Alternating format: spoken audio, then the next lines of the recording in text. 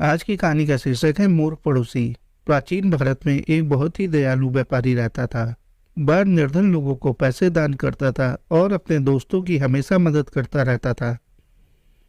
उस व्यापारी ने एक दिन अपना सारा पैसा और पैसे के साथ साथ अपनी ख्याति भी खो दी। उसके दोस्त उसे अनदेखा करने लगे। इन सब से तंग आकर एक रात उसने सोचा, मैंने सब कुछ खो दिया, कोई मेरे साथ नहीं है, मुझे मर जाना चाहिए। यह सोचते सोचते उसे गहरी नींद आ गई। सोते हुए उसने एक सपना देखा। सपने में एक भिक्षु ने उससे कहा, कल मैं तुम्हारे द्वार पर आऊंगा, तुम्हें मेरे सिर पर लाठी से चोट करनी होगी, मैं सोने की मूर्ति में बदल जाऊंगा। लगभग सुबह हो चुकी थी। व्यापारी जागा और सपने के बारे में सोचने लगा। फिर कुछ समय बाद एक भिक्षु ने घर के दरवाजे पर दस्तक दी। व्यापारी ने भिक्षु को अंदर बुलाया। व्यापारी ने भिक्षु के सिर पर लाठी से वार किया और भिक्षु तुरंत ही सोने की मूर्ति में बदल गया। पास से ही एक पड़ोसी जा रहा था, उसने यह सब देख लिया।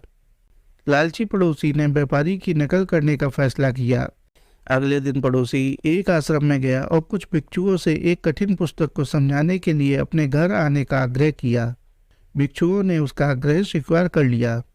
अगले दिन कई भिक्षु उस पड़ोसी के घर आए। उसने अपने घर का द्वार बंद कर दिया और भिक्षुओं के सिर पर लाठी से प्रहार करना शुरू कर दिया। जब एक भी भिक्षु सोने की मूर्ति में नहीं बदला तो पड़ोसी निराश हो गया। पड़ोसी को भिक्षुओं पर हमला करने के अपराध में बंदी बना लिया गया। पड़ोसी ने अपने कृत्य के लिए व्यापारी को दोषी ठहराया। राजा ने व्यापारी को राज दरबार में बुलाया। व्यापारी ने राजा को अपने सपने के बारे में सब कुछ बता दिया। उसने कहा, महाराज, मैंने पड़ोसी से भिक्षुओं पर हमला करने के लिए नहीं कहा।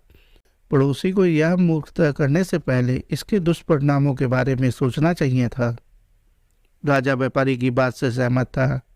अंततः उसने व्यापारी को मुक्त कर दिया और सैनिकों से मूर्ख पड़ोसी को कारागार में डालने का आदेश दिया।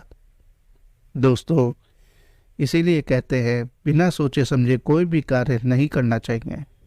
दोस्तों, आपको यह कहानी कैसी लगी कमेंट करके बताएं और इसी प्रकार की कहानियों के लिए चैनल को लाइक करें, सब्सक्राइब करें। धन्यवाद।